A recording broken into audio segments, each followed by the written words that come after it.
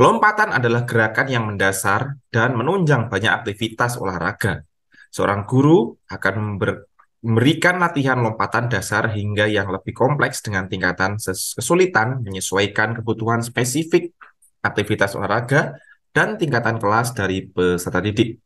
Dalam melakukan sebuah lompatan, guru selalu mengingatkan bahwa yang perlu diperhatikan adalah membawa titik pusat tubuh bergerak ke atas saat melompat.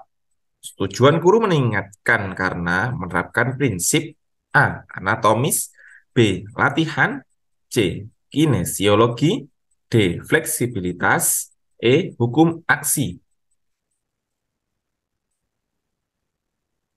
Dalam konteks ini, guru mengingatkan peserta didik untuk membawa titik pusat tubuh bergerak ke atas saat melompat yang sesuai dengan prinsip-prinsip kinesiologi. Kinesiologi adalah ilmu yang mempelajari gerakan manusia dan prinsip-prinsip yang terlibat dalam gerakan tersebut. Prinsip-prinsip kinesiologi membahas tentang anatomi, biomekanika, dan prinsip-prinsip fisika yang terlibat dalam gerakan tubuh manusia. Dalam hal ini, fokus pada membawa titik pusat tubuh bergerak ke atas saat melompat mencerminkan pemahaman tentang bagaimana gaya dan prinsip fisika dapat mempengaruhi kualitas dan efektivitas gerakan lompatan. Jawaban yang tepat adalah C. Kinesiologi.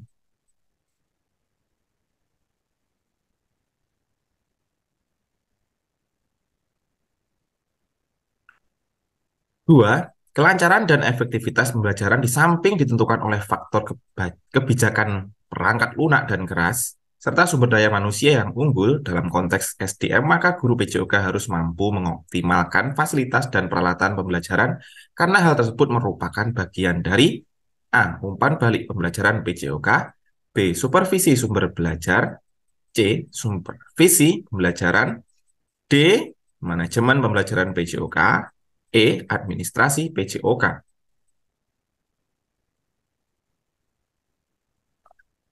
Dalam konteks yang diberikan, guru PJOK harus mampu mengoptimalkan fasilitas dan peralatan pembelajaran. Hal ini termasuk dalam bagian dari manajemen pembelajaran PJOK. Manajemen pembelajaran PJOK melibatkan perencanaan, pengorganisasian, pengarahan, dan pengendalian sumber daya yang terkait dengan proses pembelajaran dalam bidang pendidikan jasmani, olahraga, dan kesehatan. Guru PJOK bertanggung jawab untuk memastikan bahwa fasilitas dan peralatan pembelajaran yang diperlukan untuk mengajar dan melibatkan peserta didik dalam aktivitas olahraga dan kegiatan fisik lain siap digunakan dan dioptimalkan.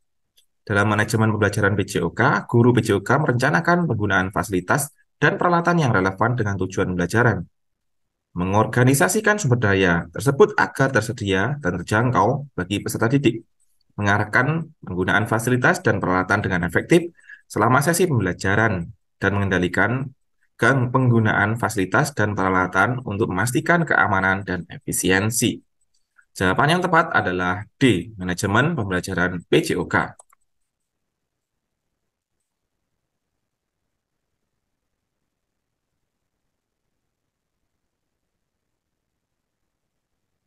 Nomor tiga, tidak sedikit peserta didik yang belajar berenang tidak mampu menguasai keseimbangan tubuh ketika di air, dan sewaktu tenggelam tidak mampu berdiri di kolam renang meskipun berada di kolam yang dangkal.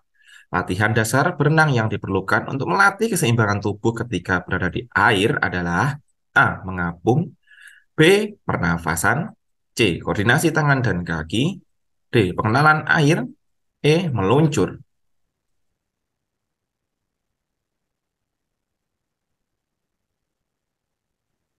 Latihan dasar berenang yang diperlukan untuk melatih keseimbangan tubuh ketika berada di air adalah mengapung.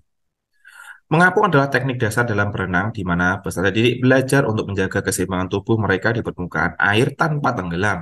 Dalam latihan mengapung, peserta didik belajar untuk merasakan dan mengendalikan posisi tubuh mereka agar tetap mengapung di atas air. Ini melibatkan pemahaman tentang posisi tubuh, distribusi berat tubuh, dan pengaturan pernapasan yang tepat. Mengapung merupakan keterampilan yang penting untuk dikembangkan dalam berenang karena dapat membantu peserta didik merasa aman dan percaya diri di air, serta membangun dasar keseimbangan dan kontrol tubuh yang diperlukan untuk gerakan-gerakan berenang yang lebih kompleks. Jawaban yang tepat adalah A. Mengapung.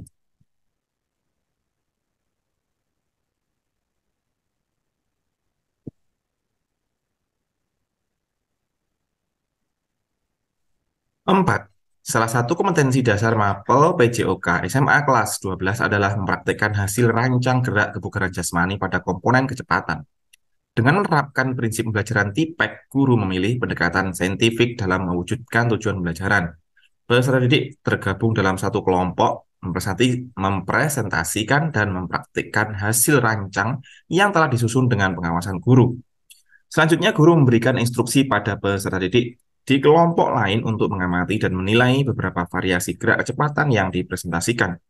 Tahapan ini dalam pendekatan saintifik termasuk pada A. Mencoba atau mengeksplorasi, B. Mengkomunikasikan, guru memberikan umpan balik, C. Mengamati, siswa mengamati video pembelajaran, D. Menganalisis, atau E. Menanya.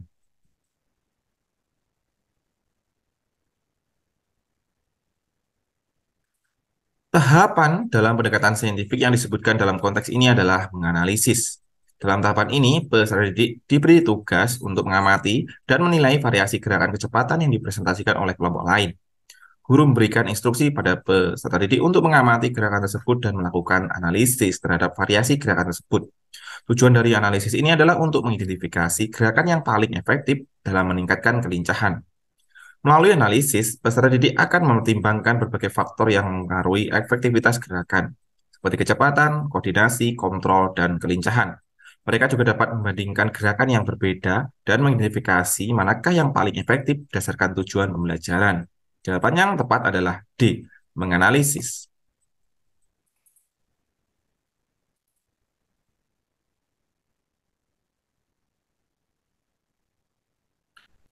Nomor 5, penyelenggaraan pendidikan di Indonesia saat ini dilakukan secara berjenjang melalui PAUD, SD atau MI, SMP atau MTS, SMA atau SMK atau MA, dan perguruan tinggi berdasarkan perkembangan peserta didik yang beragam.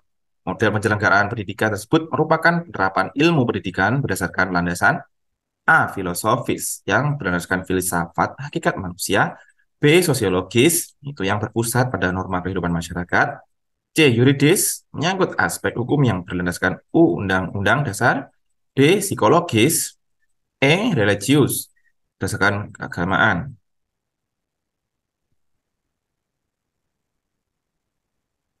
Model penyelenggaraan pendidikan yang berjenjang dari PAUD hingga perguruan tinggi didasarkan pada pertumbuhan dan perkembangan peserta didik yang beragam. Hal ini mencerminkan penerapan ilmu pendidikan berdasarkan landasan psikologis. Pendekatan psikologis dalam pendidikan melibatkan pemahaman dan penerapan prinsip-prinsip psikologi dalam merancang strategi pembelajaran yang sesuai dengan perkembangan dan kebutuhan peserta didik. Hal ini mencakup pemahaman tentang perkembangan kognitif, sosial, emosional, dan psikomotorik peserta didik. Dalam model pendidikan berjenjang, setiap jenjang pendidikan mengacu pada karakteristik perkembangan peserta didik pada tahap usia tertentu. Misalnya, dalam tahap PAUD, pendidikan anak usia dini, pendekatan pembelajaran yang berfokus pada pemahaman tentang perkembangan anak usia dini diterapkan. Sedangkan pada tahap SMP atau MTS, pendekatan pembelajaran yang memperhatikan perubahan sosial dan emosional remaja diterapkan. Jawaban yang tepat adalah D, psikologis.